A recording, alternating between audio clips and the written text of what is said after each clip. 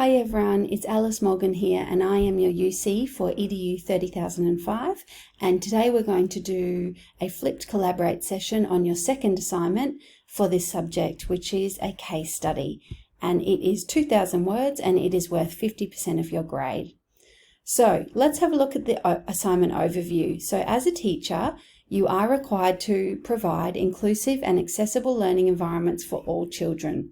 So this means that you will need to provide individualised support for children with additional needs, whilst also ensuring that the learning environment doesn't single out or isolate any child.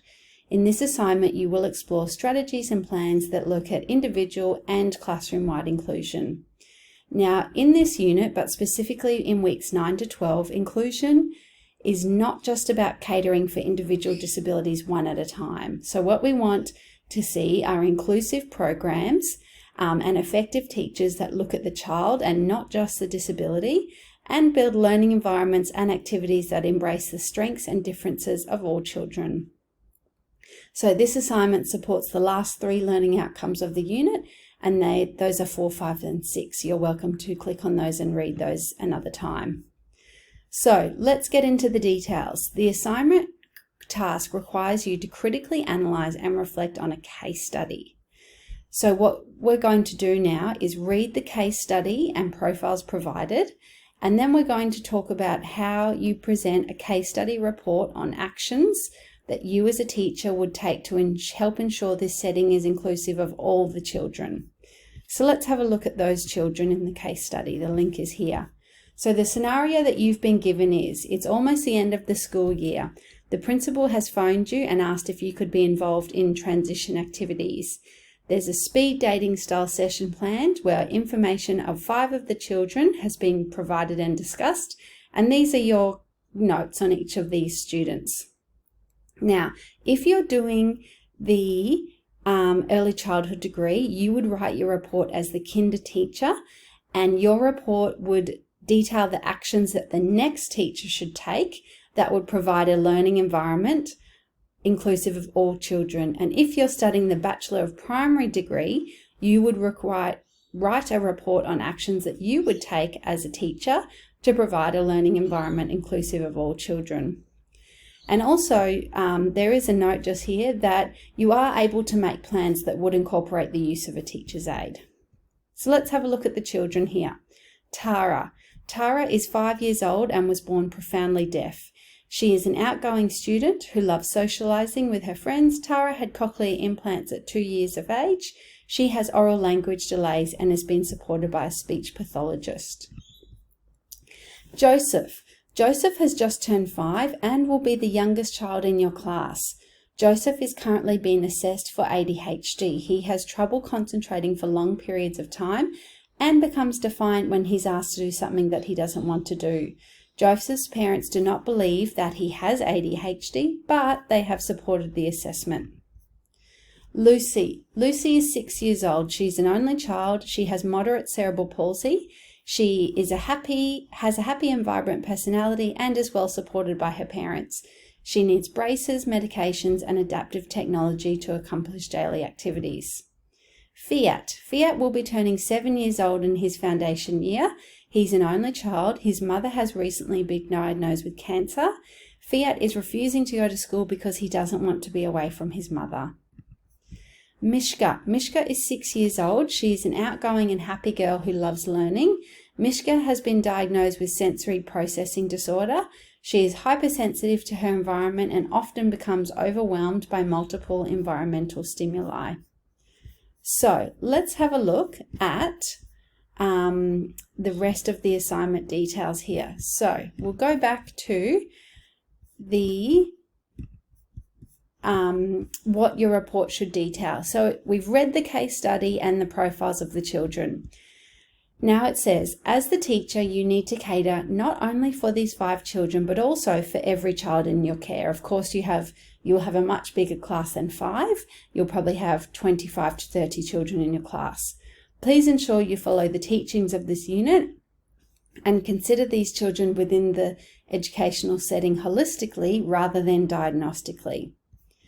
So we've got a suggested format here for your report. So we want an introduction that will be linked to the case study and briefly define the key considerations that you have identified in the case study. You will have a discussion. Now, this is a broader discussion, this first one. So it's about 800 words. It will be broadly focused on the whole class and inclusion in general. You will consider the capacity to include children with additional needs. What are common adjustments that take into account a range of additional needs? This will be linked to literature. How might you provide an inclusive environment for all children in your class? Focus on the whole class. This section should be linked to research and should provide a broad overview of inclusion in general. Now, this second discussion part or recommendations part is another 800 words. This will be specifically linked to the case study children. You will provide a brief list of actions that you would take to provide an inclusive environment for those 5 children in the case study. This will include documents and processes you would undertake, who you would consult and why you would consult them, and adaptations you would make to the learning space and specific strategies that you might incorporate. And of course, you will need, as always, a reference list, not included in the word count. It will need to be in APA style.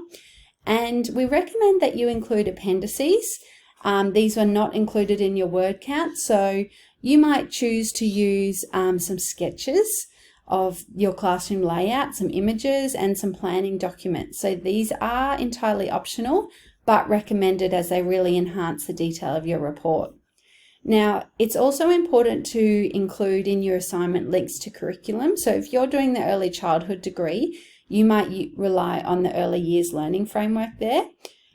And if you're doing the primary degree, you would lean on the Australian curriculum.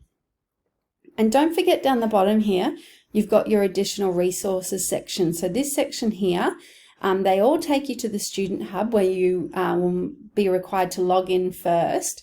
But then it's got some great details, and this here is a specific link to report writing, which is really informative because as this case study here is a report.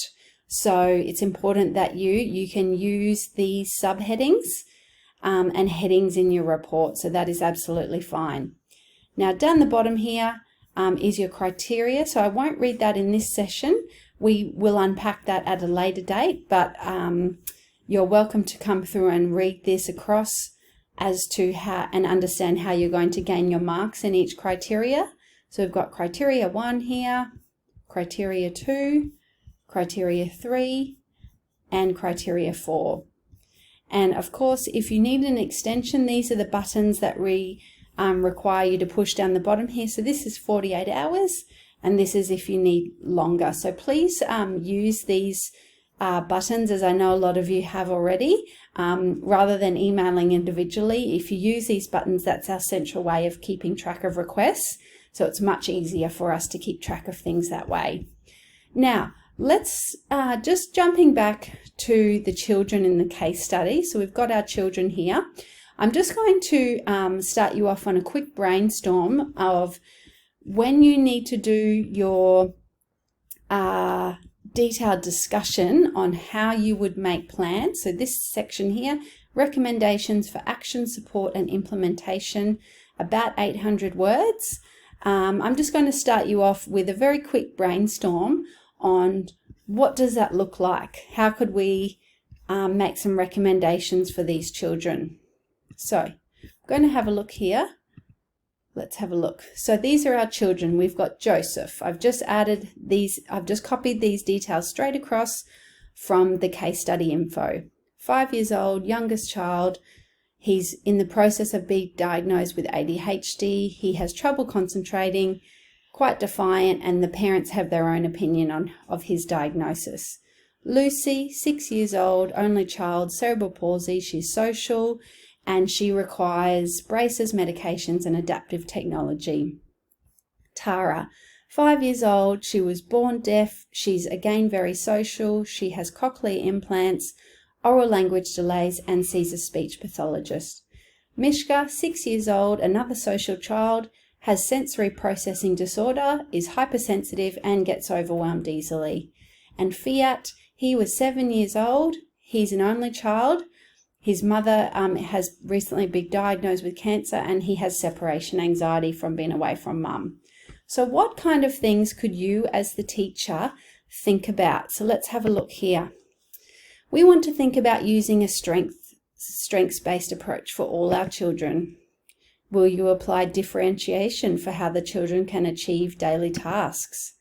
Will you foster a sense of belonging, particularly for children such as Fiat, who have separation anxiety? Maybe he needs some help understanding his feelings and emotions related to his mother's diagnosis there.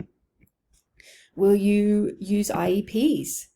Are you planning to use a family-centered approach, particularly for Joseph here? There's some work to be done with his parents because they do actually not believe that he has ADHD. Will you consult external specialists such as speech therapists, OTs, physios, GPs, and psychologists? So they are all really important people that we need to work with as teachers. Will you provide individual adjustments such as, will you think about what seating arrangements you'll make? Are you going to consider the lights and sounds and smells in the classroom? What kind of visual stimulus are you going to have around for children like Mishka, who is hypersensitive and overwhelmed easily? What kind of routines are you going to have in place for someone, again, such as Joseph, for example, who has trouble concentrating? Is your classroom going to be a stable, welcoming place for him to feel secure?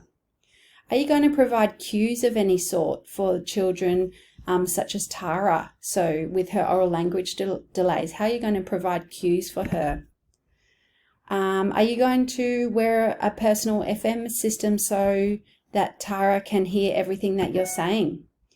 What positioning in the room are you going to consider for all of your children, and such as Lucy, who she's going to have special consideration for her positioning in the room? What visual aids are you going to incorporate? Are you going to use Auslan? Are you going to use computer assistive technology? What kind of floor space are you going to utilize in your room? Where will you put things? How will things look? How are you going to utilize the space in the room so that all children can access everything? And are you going to do demonstrations for children such as Tara and for Joseph, who has trouble concentrating, and also for Mishka? So there we go. So that is just some very quick examples that hopefully will get you thinking about how you can tackle this assignment. And of course, we will unpack these case study details even deeper in our live collaborate sessions. Thanks everyone. We're looking forward to reading your assignments. Bye.